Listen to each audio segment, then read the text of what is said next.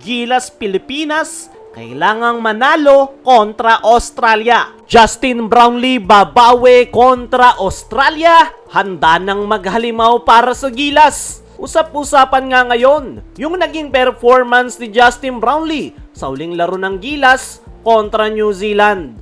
Aminin natin, hindi talaga maganda yung kanyang naging laro dahil sa loob ng buong laro, 4 na puntos lang ang kanyang naiambag. 2 out of 10 yung kanyang field goals, napakababa para sa isang player na kilala natin bilang go-to guy ng Gilas Pilipinas pagdating sa opensa.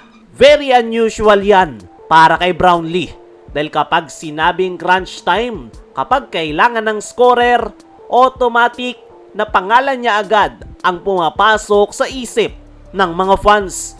Kaya hindi nakapagtataka na marami ang nababahala.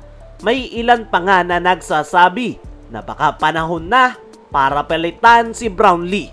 Pero sandali lang, kilala natin si JB. Ilang beses na nga ba siyang bumagsak at ilang beses nang kinwestiyon yung kanyang performance. Pero sa huli, siya pa rin ang sumasagot sa loob ng basketball court. At napatunayan niya yan sa PBA kung saan marami yung kume-question kay Justin Brownlee at sinasabing kabisado na ng mga PBA teams. Pero sa huli, pinatunayan pa rin ni Brownlee yung kanyang sarili. Hindi lang sa PBA, kundi maging sa international stage. Ilang beses na niyang pinatunayan yan, ilang beses niya nang binuhat ang Gilas Pilipinas sa mga importanteng laro. At ngayon, paparating ang mas malaking hamon sa ating national team kontra Australia. Alam naman natin na hindi basta-basta ang Australia. Pisikal, mabibilis, malalakas ang katawan at disiplinado ang depensa. Kapag hindi ka handa, lulunurin ka nila sa physicality at outside shooting.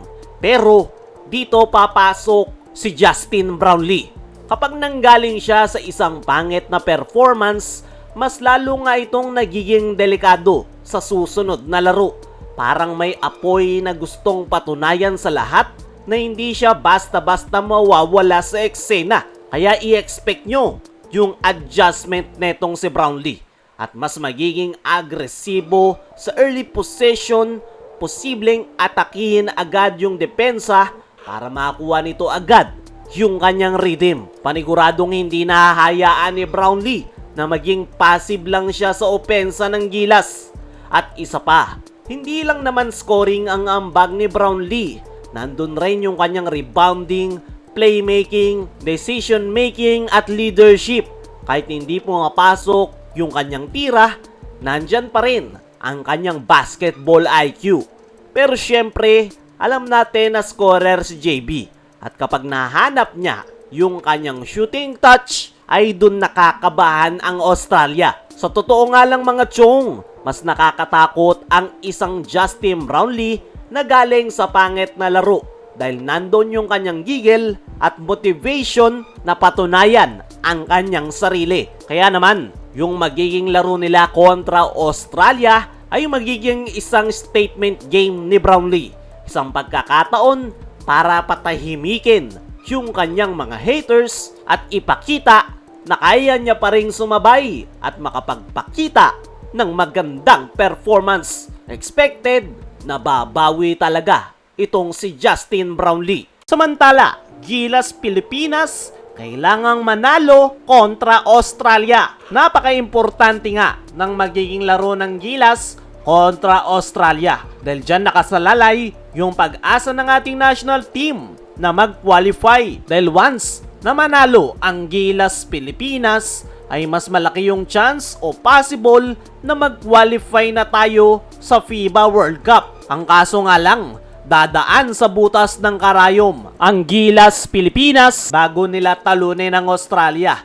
Alam naman natin, ito yung powerhouse team ngayon dahil simula nang ipasok ito sa Asian tournaments ay hindi pa natatalo ang Australia. Kaya naman, matindi talaga yung kakarapin ng Gilas Pilipinas pero gaya nga ng kasabihan, bilog ang bola. Meron pa rin chance na makukuha nila ang panalo, hindi nga lang ganun kalaki. At kung mananalo ang Gilas, ay mas malaki yung chance natin, possible, na mag-qualify na tayo sa FIBA World Cup. Kayo mga chong, ano ang masasabi nyo? Kaya bang talunin ng Gilas Pilipinas ang powerhouse team ngayon na Australia? Ano rin yung masasabi nyo? Babawi nga ba si Justin Brownlee matapos yung kanyang napakapangit na performance? I-comment mo lang dyan sa ibaba.